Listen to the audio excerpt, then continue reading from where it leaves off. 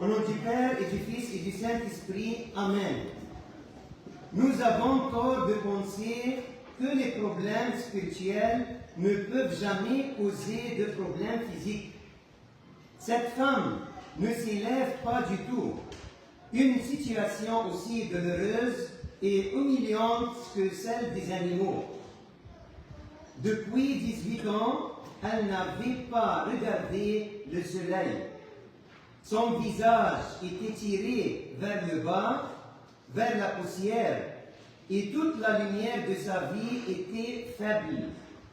Elle marchait comme si elle cherchait une tombe. Jésus dit, « Femme, tu es délivrée de ton infirmité. » Jésus adressa à la femme une parole qui unit à la fois la compassion et l'autorité. Il lui a également imposé les mains. Ainsi, il lui a donné un contact attendrissant. À la manière de Jésus, nous devons également faire preuve de compassion, de bonté et de tendresse envers les autres.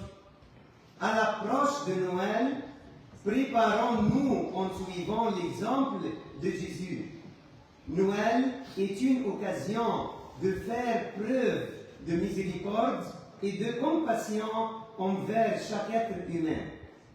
La femme est allée à la synagogue pendant 18 ans, en demeurant en esclavage, jusqu'à ce qu'elle y rencontre finalement Jésus.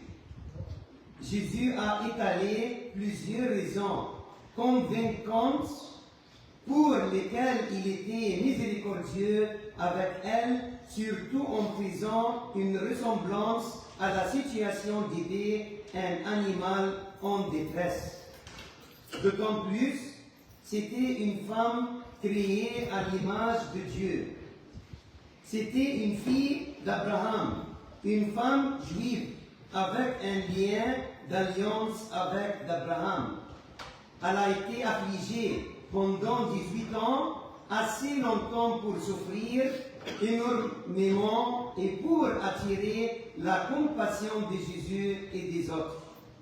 Mes chers, être tout le temps à l'Église ne signifie pas que je recevrai la miséricorde et le salut. Au lieu de cela, je devrais chercher à être avec Jésus. Je devrais ressentir la présence de Jésus dans ma vie et partager cette tendresse et cette joie avec les autres. Êtes-vous prêt à recevoir le vrai Jésus dans votre cœur? Êtes-vous prêt à être rempli de miséricorde et à donner par la suite cette miséricorde aux autres? Amen.